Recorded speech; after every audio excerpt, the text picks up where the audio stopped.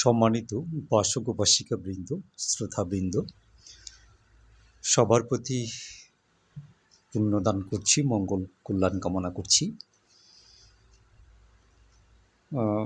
আজকে বুদ্ধ যে 10 প্রকার কুশল কর্মের কথা বলেছেন, প্রতিনিয়ত আমাদেরকে 10 প্রকার কুশল কর্ম সম্পাদন করতে বলেছেন, সেই বিষয় নিয়ে অতি সার সংক্ষেপ একটু আলোচনা করতে চাই, যাতে শুনলে পরে যারা জানেন না তাদের অনেক কাজে যেতে পারে, উপকার হতে পারে।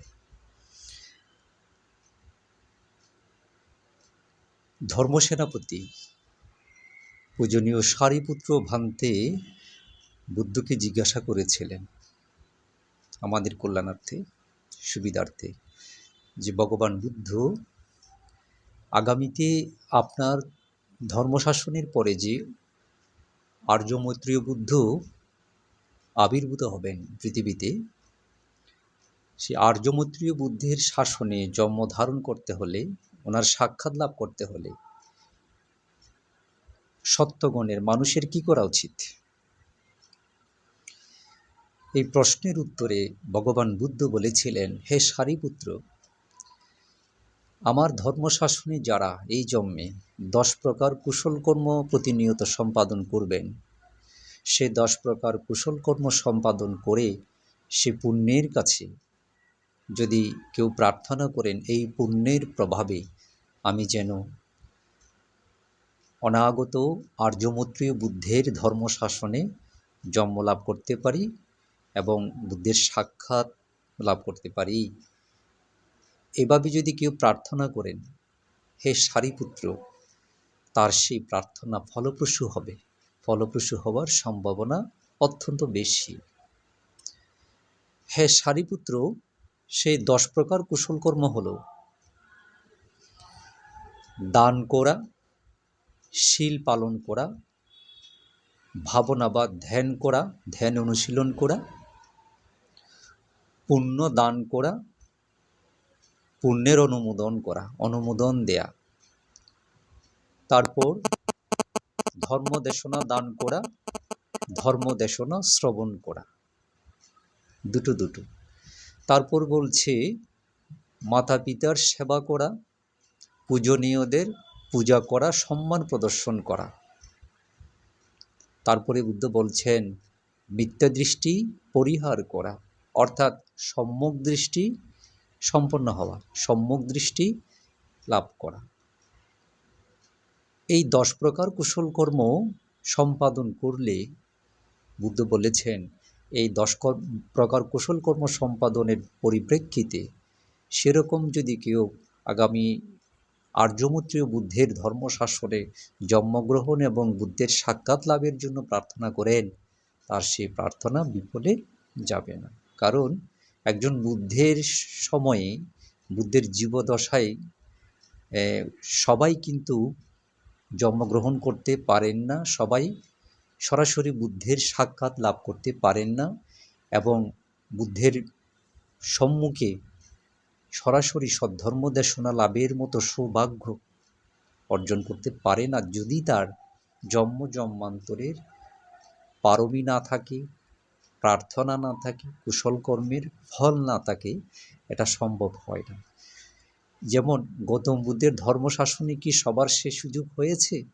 যাদের হয়েছিল তাদের অবশ্যই পারমী ছিল, প্রার্থনা ছিল। আবার দেখুন অপরদিকে যাদের প্রার্থনা পারমী ছিল না, তারা স্বয়ং বুদ্ধযুগে জন্মগ্রহণ করার পরেও বুদ্ধের সাক্ষাৎ লাভ করতে পারেননি, বুদ্ধকে চিনতে পারেননি এবং যে দুর্লভ সুযোগ লাভ করেছিলেন সেটা তারা ব্যবহার করতে পারেননি।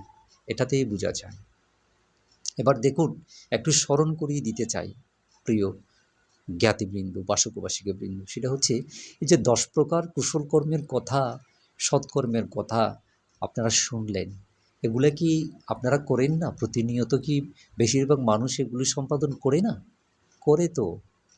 মানুষ কম বেশি দান করে, কম বেশি শীল পালন করে, মানুষ ধ্যান অনুশীলন করে, মাতা পিতার সেবা করে সন্তানেরা, ব্যতিক্রম কিছু কিছু ঘটনা ছাড়া বেশিরভাগ সন্তানেরা মাতা পিতার সেবা ভরণ পোষণ করেন, গুরুজনদের পূজনীয়দের সম্মান শ্রদ্ধা করেন, হ্যাঁ, তারপরে আপনার পুণ্য দান করেন, অনুমোদন করেন, হ্যাঁ, না করে থাকলে এগুলো করবেন, পুণ্য দানও করবেন, বিতরণও করবেন, অনুমোদনও দেবেন, হ্যাঁ।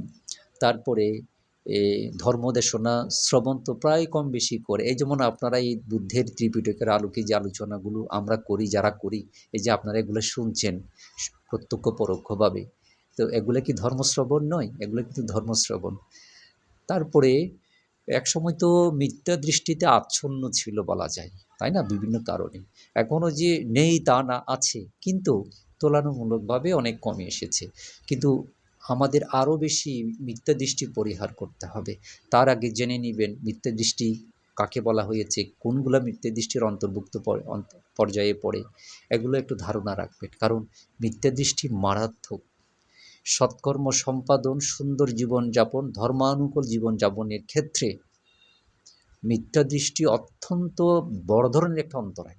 সে কারণে মিথ্যা দৃষ্টি আগে অবশ্যই পরিহার করতে হবে। বুদ্ধের সে কারণে সেটাকেও দশবিধ কুশল কর্মের মধ্যে অন্তর্ভুক্ত করেছেন। দেখেন, এই কাজগুলো যে 10 প্রকার কুশল কর্ম, এগুলো শুধু যে করলে পুণ্য সম্পাদন হবে, দায়িত্ব পালন হবে, শুধু তা না, এগুলো আপনার পারমিরও অংশ।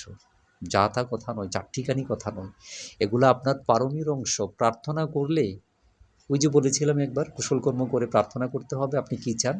এই যে এই কর্মগুলো করার পরে কুশল কর্ম, এই যে আপনার এই বুদ্ধের শাসনে জন্ম লাভ করার, সাক্ষাৎ লাভ করার যে প্রার্থনা করার কথা বলেছি না, স্বয়ং পারমির অংশ এই 10 প্রকার কুশল কর্ম।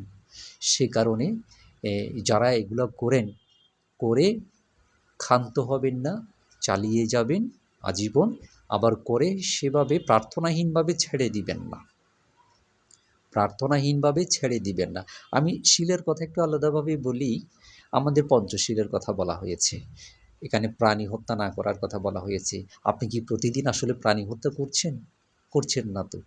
তারপরে চুরি, ব্যভিচার, ব্যভিচার, মিথ্যা কামাচার, তারপরে মিথ্যাচার, মাদক সেবন, অসংখ্য মানুষ তো এগুলা থেকে প্রতিনিয়ত বিরত থাকছে। শিলা গ্রহণ না করলেও প্রতিনিয়ত পালন করছে, ভেবে দেখেছেন? তো এই যে পালন করলেন, বিরতি দান বলা হয় এগুলাকে। শীল পালন করা, অপকর্ম অকুশল কর্ম থেকে বিরত থাকার নাম হচ্ছে বিরতিশীল। অনেক বড় ব্যাপার, অনেক বড় ব্যাপার।